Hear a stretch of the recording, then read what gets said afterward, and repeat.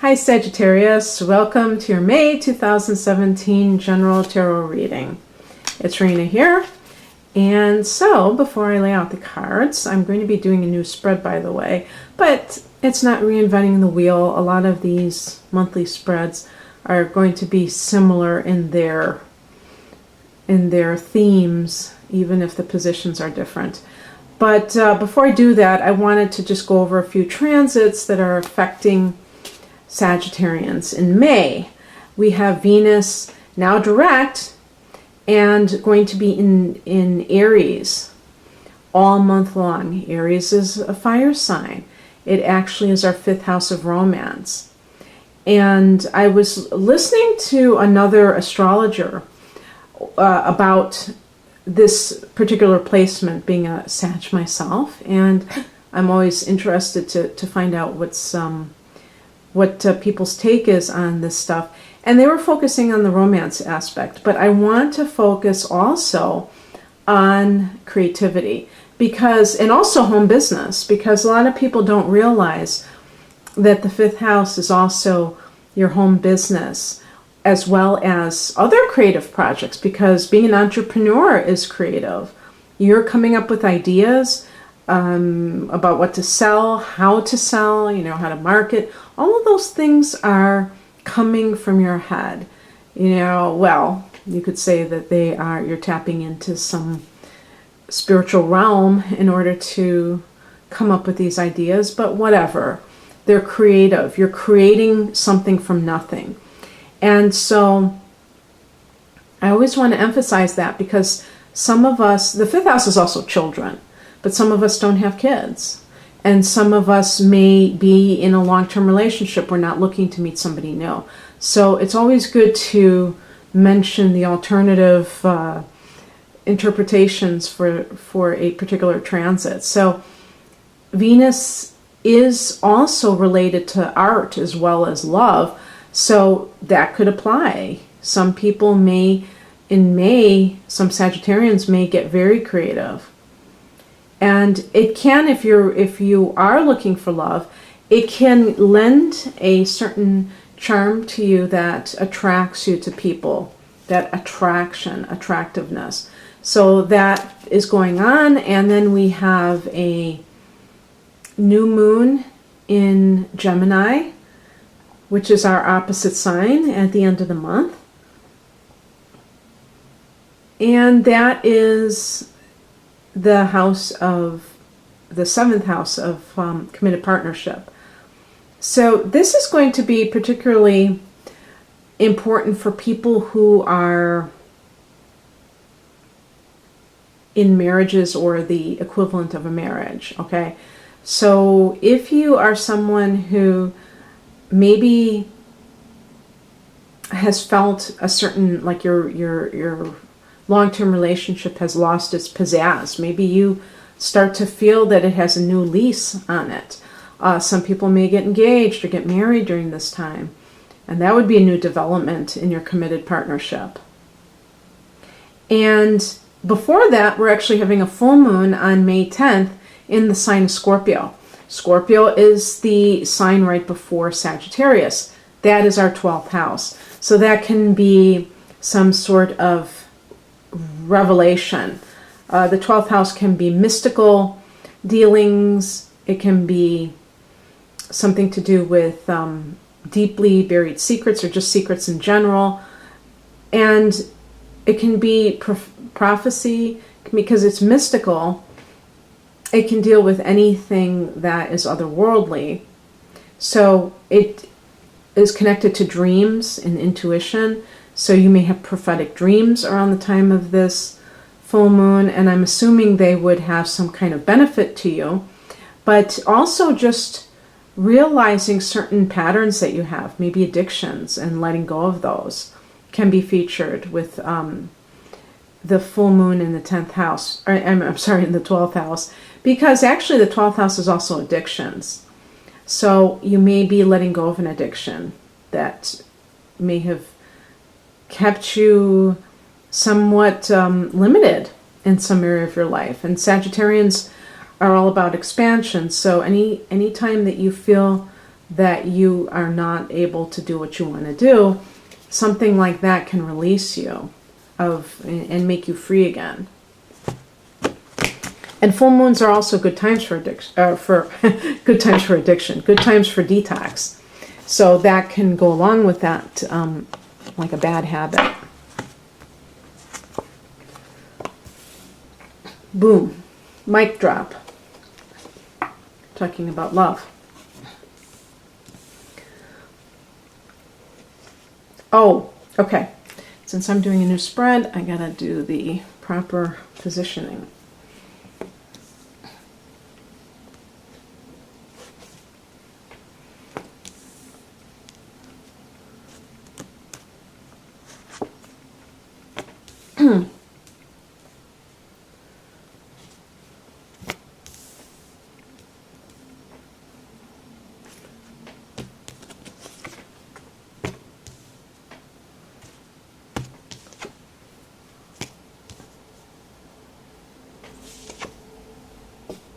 Okay, interesting. Oh, why do I always... I'm going to move these guys over here because I think it's more in frame. I don't know why I always like gravitate towards a certain place when it's obviously not visible. I just have a habit of doing that. Well, some of these cards I'll have to just tell you about or pick them up. So the way I'm doing this particular reading, the top level is going to be past, influencing the present. It can be situations from the past or people from the past and the current situation, and then the bottom layer or row is going to be the outcome or the near future. Now, in terms of timelines, just keep it very open because I'm recording this on the full moon of April 11th. So if you're watching earlier in April, the top row is supposed to be the past. That may not have even occurred yet or is currently occurring. I actually am thinking that the past the top row may be at the beginning of the month too. And that the core of the reading, because this is going to be the overall theme, is in the middle row and is the middle of the month. The focus card is the Sun card. Oh, arguably one of the most positive cards in the tarot. And it's the Major Arcana, it's number 19, and it deals with the idea of everything, the yes card, I guess you'd call it. So all systems go. Anything that you've been wanting. Now they're showing love here because that's one of the themes. Can be creativity. It's fifth house, see? Fifth house stuff where you have Venus. So it could be talking about a love coming in for you. Being in love. Children. Creative endeavors.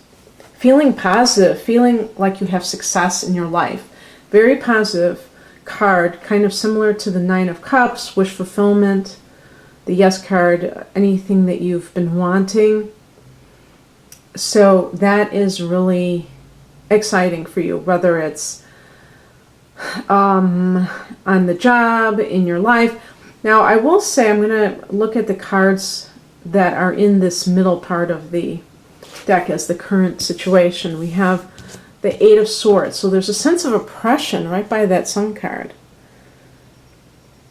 And it may seem contradictory, but it's really not.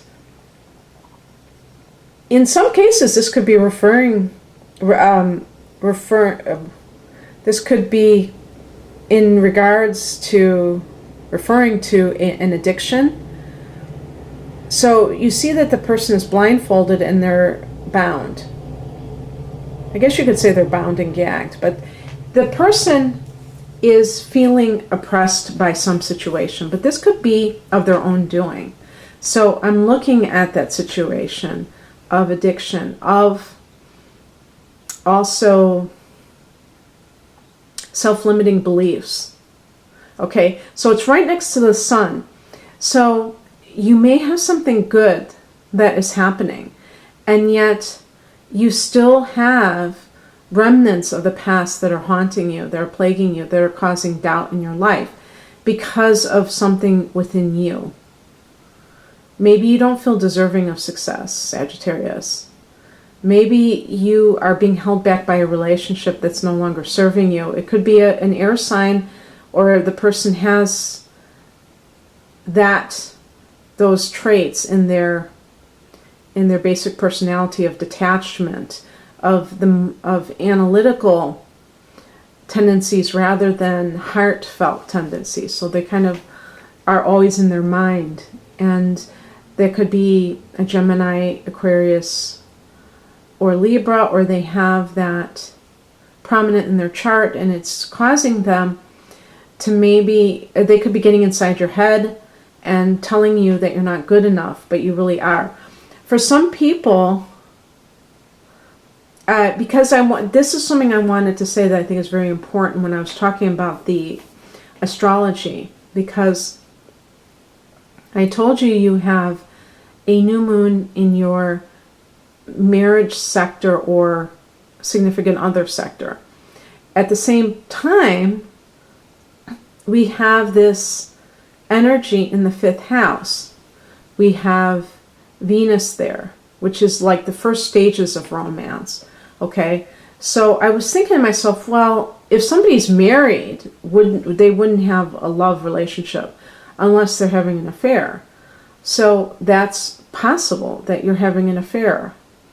And it could work either way. Either you're stuck in a marriage that is horrible and you fall in love with somebody outside of your marriage, or you rediscover your love for your partner, and that will probably happen either way, and you have a new beginning in that area. Of course, a divorce could be a new beginning too. But let's say you do rekindle things with your spouse. You may still find it hard to give up this lover on the side. And that may be what's going on with this current dilemma. The 8 of... why did I say cups?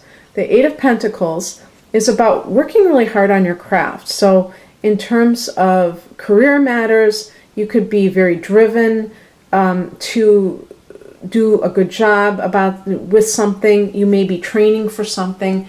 In that case, if you are in that position, you're having success at the same time. So something is keeping you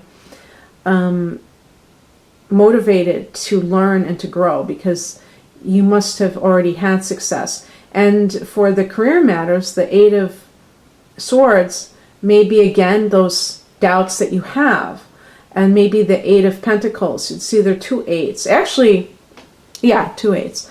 And interestingly, the 8th house connects to Scorpio. And where does Scorpio fit into May? We have a full moon in Scorpio. So that's going to be in the 12th house. So that may be what the 8 of Swords represents, is you being aware of all of this stuff that is holding you back, you're detoxing from that, because you realize that you are getting what you want, and that is going to alter things, but sometimes it can make people actually quite nervous in the short term, because it's like very unsettling to have your dreams come true, ironically enough. I was just saying that to another sign. And so being able to understand this and appreciate this is very important, because if you know ahead of time that this could affect you this way, if you have a success, and this could be like professional success or falling in love, you may have a success, but it's still, let's say somebody falls in love with you, but you don't feel worthy of that love. You may try to reject that person, and you may do everything to kind of create some kind of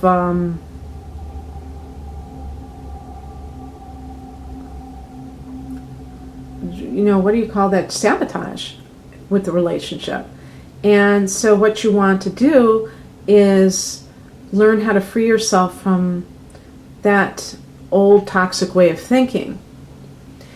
In the past position, we have the Seven of Cups, the Hierophant card, and the Nine of Wands. The Hierophant card can refer to marriage. It's kind of like the traditional values, the traditional way of doing things in life. And so it's possible that your marriage is something that has influenced your current state and has made it so that, maybe you have felt like you had to stay in a marriage because that's the thing that you do. That's what decent people do, and that now has led you to feel oppressed. With the Seven of Cups, it can point to being confused, feeling like you have a lot of choices, but you don't know which way to go. And as I say, if you're dealing with a new person coming in, that can throw you into a tailspin and make you wonder what is the appropriate course of action. By the way, the Sun card can refer to a Leo, just to let you know. It rules Leo. So it could be somebody with a strong Leo, if not the Sun sign. And then on the top row, the Nine of Wands, again, that's the Leo energy, or any kind of fire sign energy. Of course, you're a fire sign.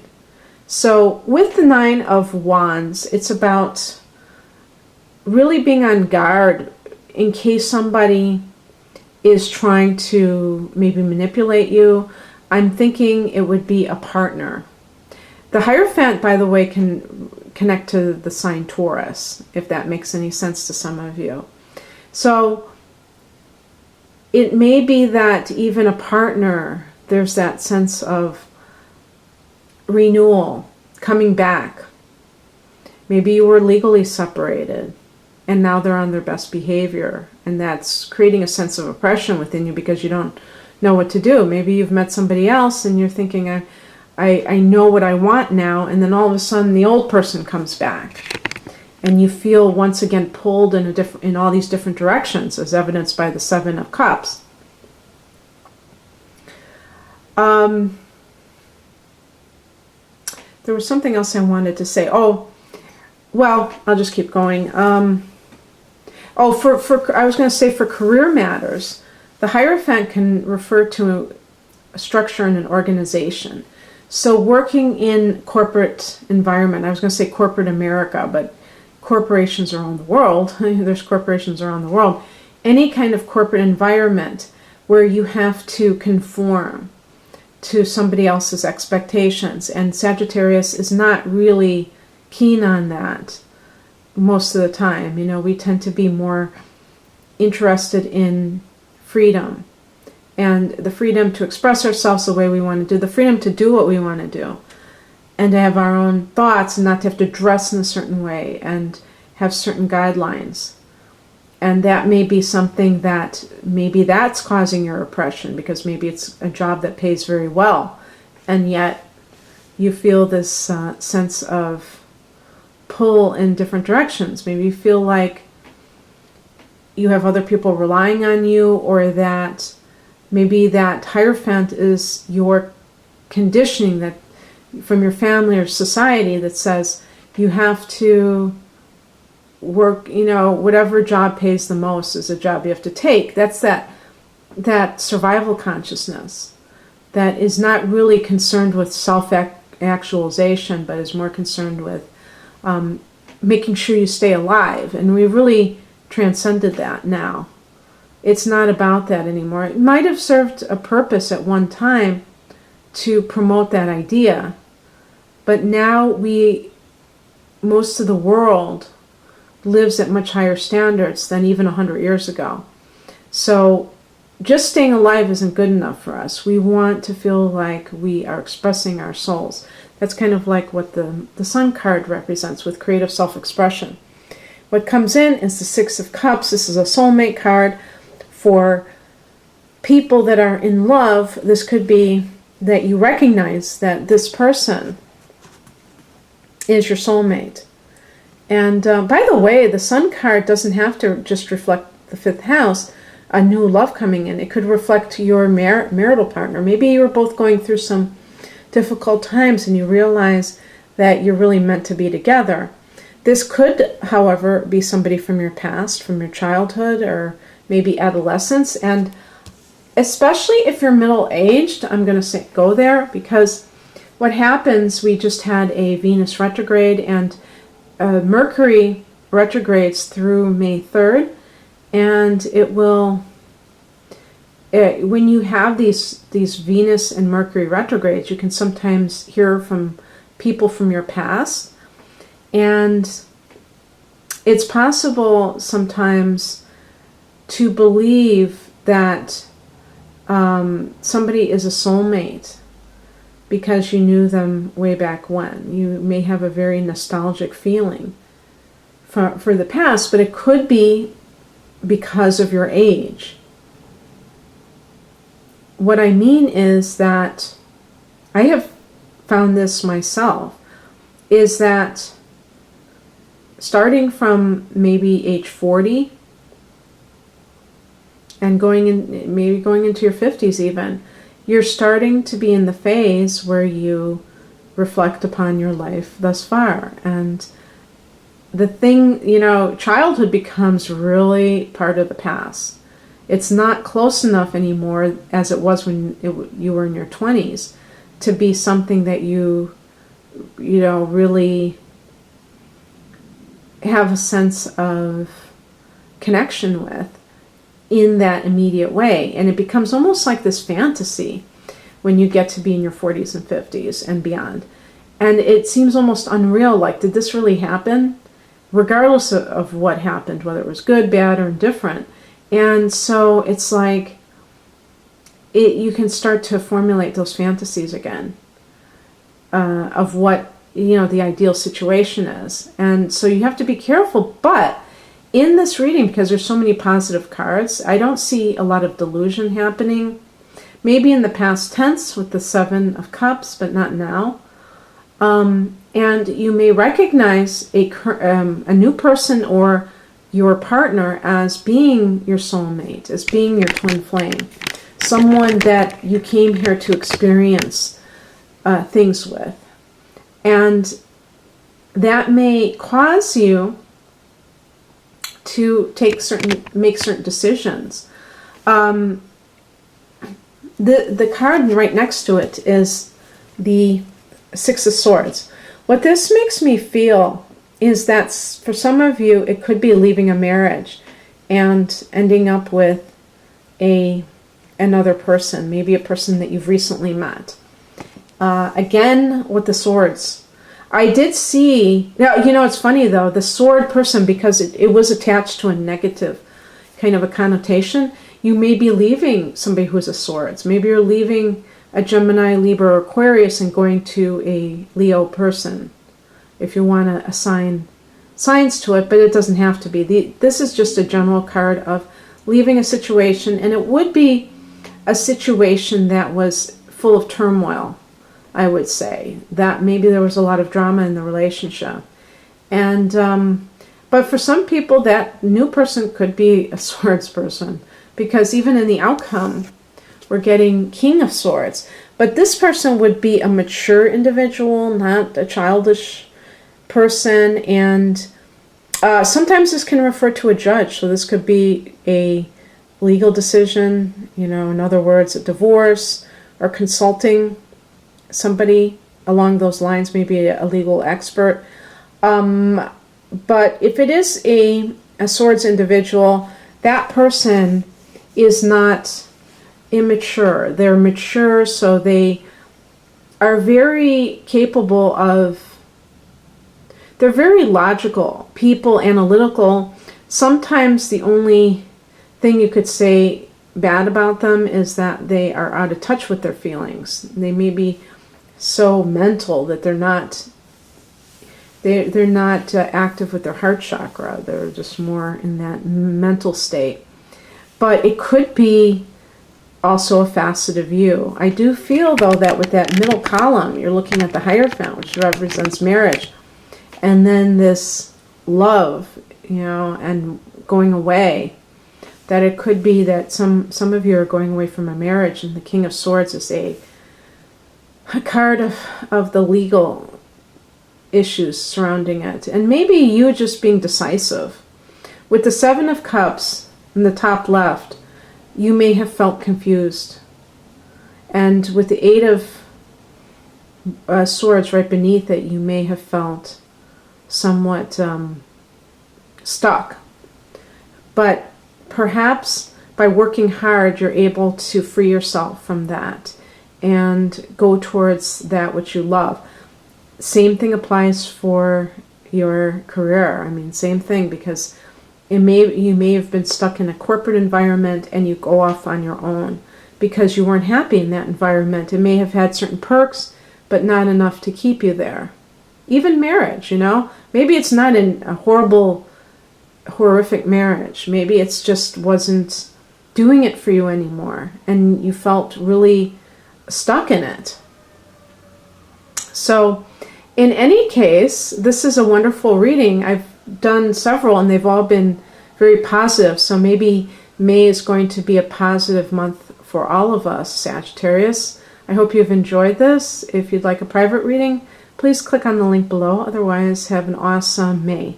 Bye.